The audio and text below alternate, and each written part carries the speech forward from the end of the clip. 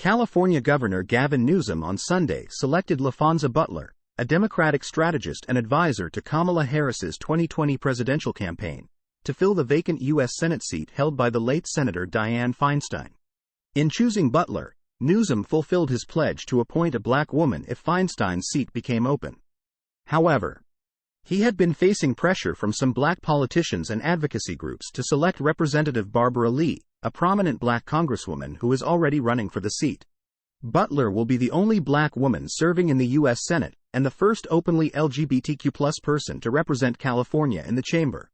Newsom said in a statement that the priorities Feinstein fought for in Congress, reproductive freedom, equal protection and safety from gun violence, were under assault in the nation. Laphonza will carry the baton left by Senator Feinstein, and continue to break glass ceilings and fight for all Californians in Washington, D.C., he said. Butler leads Emily's List, a political organization that supports Democratic women candidates who favor abortion rights. She also is a former labor leader with CO 2015, a powerful force in California politics. Her appointment sets up a potentially tricky political calculus in the crowded 2024 contest to succeed Feinstein, which has been underway since the beginning of the year. Newsom spokesman Anthony York said the governor did not ask Butler to commit to staying out of the race. The deadline for candidates to submit paperwork to seek the office is December 8.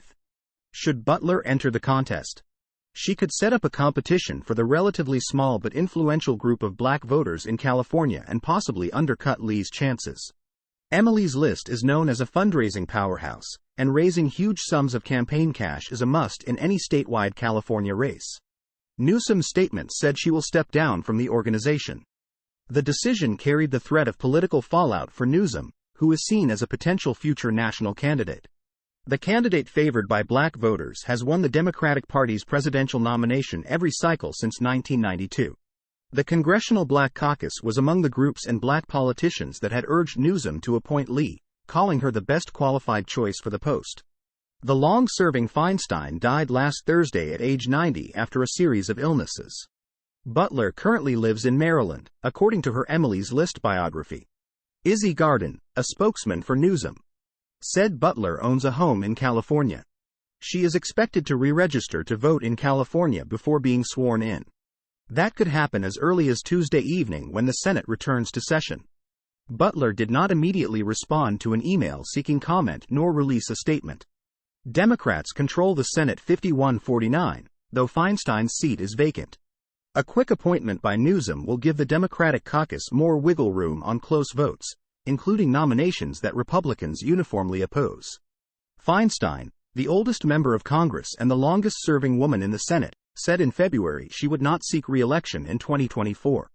Lee is one of several prominent Democrats competing for the seat, including Democratic U.S. Reps Katie Porter and Adam Schiff.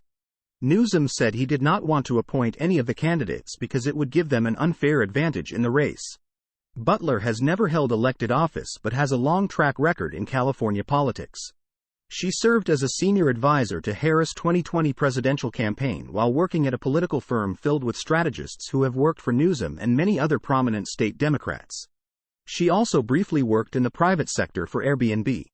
She called Feinstein a legendary figure for women in politics and around the country, in a statement posted after Feinstein's death. Emily's List, the group Butler leads, focuses on electing Democratic women who support abortion rights.